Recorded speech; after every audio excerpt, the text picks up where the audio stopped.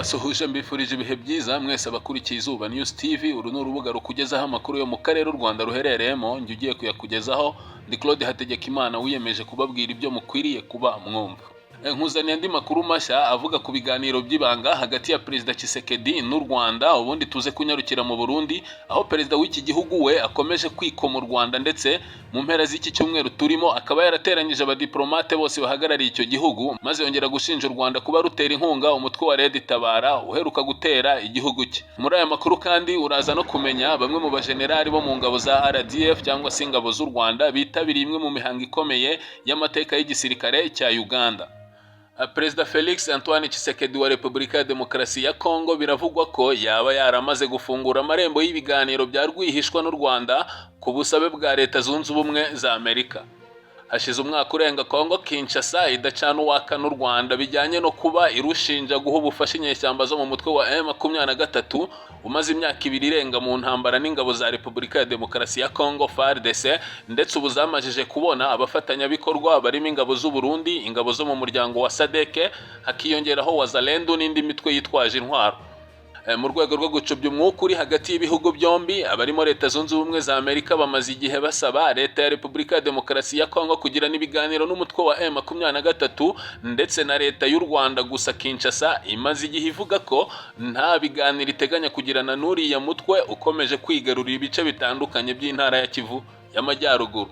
Amakuru avuga ko Perezida Felix Tshisekedi aheruka guhamagarwa kuri telefone n'umunyamabanga wa Leta Zunze Ubumwe za Amerika ushinzwe ububanyi n'amahanga Antony Blinken, wamwibukije ko ibiganiro ariyo nzira ishoboka yakemura amakimbirane yo mu burasirazuba bwa Kongo. Ni Tshisekedi waherukaga kubwira abadiplomate bahagarariye ibihugu byabo Kinshasa ko nta biganiro ibyo ari byo byose ateganya kugirana na M23 cyangwa u Rwanda mu gihe uriya mutwe hari ibice by'igihugu cye ukigenzura. Ikinyamakuru African Intelligence mu nkuru cyanditse kuri uyu wa kabiri tariki ya 6 Gashyantare cyavuze ko kuri ubu Kinshasa yafunguriye amarembo y'ibiganiro by'ibanga bigomba kuyihuza na Kigali nyuma yo kubisabwa na Leta Zunze Ubumwe za Amerika. Africa Intelligence komeza ivuga ko mu mpera z'umwaka wa 2023 Perezida Tshisekedi yohereje rwihishwa umuvandimwe we akanaba n'umujyanama we mu by'umutekano Jacques Chibanda Tshisekedi ngo aganire n'inzego z'u Rwanda. Muri iyo misiyo ngo Jacques Chibanda akaba yaraherekejwe na Kahumbu Mandungu Bula Kao usanzwe ari umujyanama wihariye wa Perezida Tshisekedi. Aba bagabo bombi nk'uko kiriya gitangazamakuru gikomeza kibivuga ibajyana muri kimwe mu birwa biherereye mu nyanja y'Abahinde, aho bivugwa ko bahuriye n'abayobozi bo mu nzego z'umutekano z'u Rwanda. Iyo gahunda y'igihe gito itaranagize umusaruro ufatika itanga ngo yaje ikurikira uruzinduko intumwa ya Tshisekedi Heron Ilunga yagiriye mu gace ka Bunagana mu Kuboza 2022, aho yagiranye ibiganiro na Bertrand Bisimwa kuri ishami rya politike mu mutwe wa M23. Mu Gushyingo kandi 2022 mu Gushyingo kandi umwaka wa 2022 abayobozi b'inzego z'ubutasi bo mu Rwanda, Repubulika ya Demokarasi ya Kongo na Uganda bari bahuriye i Paris mu Bufaransa mu rwego rwo kuganira ku byakorwa ngo Repubulika ya Demokarasi ya Kongo yemere kujya mu biganiro. Ni ibiganiro byari bigizwemo uruhare na Paris cyangwa se ubutegetsi bw'Ubufaransa ndetse na Washington cyangwa se ubutegetsi bwa Leta Zunze Ubumwe za Amerika. Ibihugu byombi kuri ubu ngo bikomeje gukora uko bishoboka byifashishije ibindi bihugu byo mu karere kumvisha Repubulika ya Demokarasi ya Kongo kigomba kuganira na M23 nubwo Kinshasa isa naho itabyemera neza. Perezida Felix Tshisekedi biciye mu muvugizi we Tina Salama yavuze ko nta biganiro bya rwihishwa na Kigali byamaze gutangira. Ku rubuga rwe rwa X yunzemo ko Perezida Tshisekedi ahagaze kuri iyi ngingo hashize igihe hasobanutse, ashimangira ko ibivugwa ari amakuru atariyo. Kuri ubu Perezida Tshisekedi akomeje gusabwa kwemera kujya mu biganiro na bamwe mu banyekongo nyuma y'impungenge z'uko M23 ishobora kwigarurira umujyi wa Goma zikomeje kuba nyinshi. Ni impungenge zadutse nyuma y'uko umutwe wa M23 ufunze inzira hafi ya zose zigigoma umujyi kuri ubu ugasa naho ugoswe n'aba barwanyi.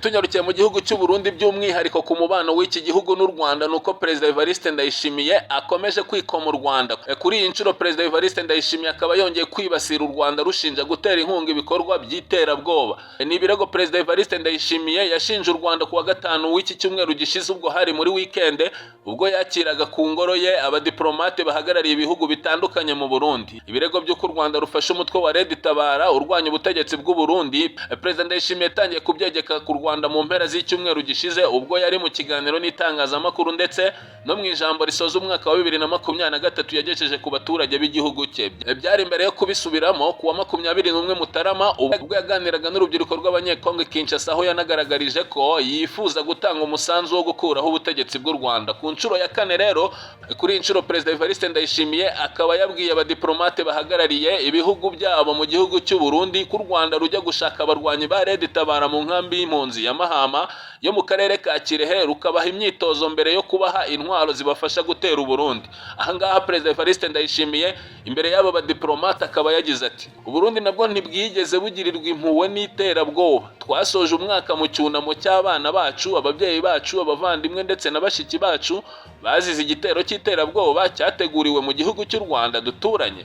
Twatunguwe cyane no kubona iki gihugu cy'u Rwanda duturanye gishaka ibyihebe mu nkambi y'impunzi ya Mahama, kikabaha imyitozo, kikabibungabunga ndetse kikanabiha intwaro, cyitwikiriye amategeko mpuzamahanga yo kurengera impunzi." Perezida Evariste Ndayishimiye akaba yavuze akomoza ku gitero inyeshyamba za Red Tabara zagabye mu gace ka Gatumba hafi y'umupaka w'u Burundi na Repubulika ya Demokarasi ya Kongo. Leta y'u Burundi ikavuga ko cyiciwemo abasivile bagera kuri 20 gusa, uriya mutwe wo kavuga ko abo wishe ari abasirikari 9 n'umupolisi umwe. Leta y'u Burundi ikomeza ivuga ko icyicaro gikuru cy'uyu mutwe kiri mu Rwanda ndetse ko ukoranira bya hafi n'ubuyobozi bw'ingabo z'u Rwanda mu kugaba ibitero by'iterabwoba. Guverinoma y'u Rwanda mu itangazo yasohoye mu mpera z'umwaka ushize yanyomoje ibivugwa na leta y'u Burundi, ivuga ko nta mutwe n'umwe urwanya ubutegetsi bw'iki gihugu ikorana nawo ndetse ko nta n'uragaba igitero ku butaka bwacyo uturutse mu Rwanda. Ibirego bya leta y'u Burundi byakurikiwe no kuba iki gihugu cyarahise gifunga imipaka yose gihuza n'u Rwanda, ni nyuma yo kurushinja nanone kuba rwaranze gutanga abakekwaho kugerageza kudeta yo mu mwaka wa 2015. Ubutegetsi bw'u Burundi buvuga ko bari i Kigali bugasaba leta y'u Rwanda kubashikiriza ubutabera bw'u Burundi. Dukomereje ku makuru avuga ku mubano w'u Rwanda na Uganda, nuko umugaba mukuru w'ingabo z'u Rwanda General Mubaraka Muganga n'umuvugizi wazo Brigadier General Ronald Rwivanga bitabiriye ibirori by'umunsi mukuru uzwi nka Tarehe Sita muri Uganda. Ni ibirori kuri uyu wa kabiri tariki ya Gashyantare byabereye mu karere ka Bugweri, byitabiriwe na Perezida Yoweri Kaguta Museveni ndetse n'abasirikare bakuru mu ngabo za Uganda UPDF. Byitabiriwe kandi n'abayobozi bakuru mu zindi nzego zishinzwe umutekano muri iki gihugu cya Uganda. General Mubaraka Muganga na Brigadier General Rwivanga ubwo barahabereye biriya birori bakiriwe na Perezida Museveni. Tarehe Sita ifatwa nk'umunsi mukuru w'ingabo za Uganda, iba buri mwaka ku itariki ya 6 Gashyantare, hakizihizwa umunsi Perezida Yoweri Museveni yatangirijeho urugamba rwo kubohora Uganda rwashize iherezo ku butegetsi bw'umunyagitugu Milton Obote. Amateka yerekana ko kuwa 6 Gashyantare 1981 aribwo Perezida Museveni yayoboye igitero inyeshyamba za NRA yari ayoboye zagabye ku kigo cya gisirikare cya Kabamba, kikaba imbarutso y'urugamba rwo kubohora Uganda. Icyo gihe hari bamwe mu banyarwanda bagize uruhare muri icyo gitero, barangajwe imbere na nyakwigendera Major General Fred Gisa Rwigema hamwe na Perezida wa Repubulika y'u Rwanda Paul Kagame. Mwakoze gusoma ku nkongoro y'amakuru narimbazaniye. Nitwa Claude Hategekimana. Ciao dusubire mu makuru yacu y'ubutaha, nkwibutsa gukora like, share na subscribe kugira ngo ibi biganiro byacu n'aya makuru bijye bikugereraho igihe. Sigarana amahoro y'Uwiteka.